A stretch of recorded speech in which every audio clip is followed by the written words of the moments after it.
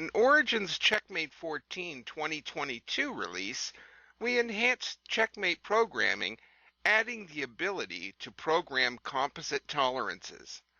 You can see an example here in the programming browser.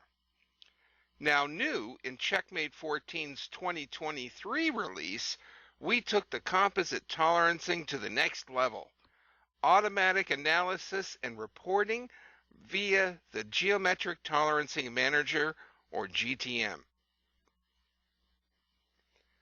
Once you've loaded reporting entities from a CMM report or other DME, just go and turn on the GTM.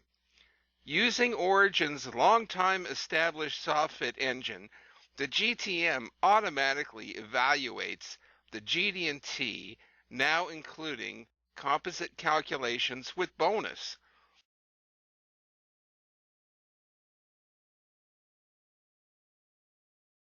Here is an example of a composite calculation. That's a lot of simultaneity. With these calculations, you can now move forward to perform reporting with checkmate labels, Excel reports, or text reports. Thanks for watching and have a great day.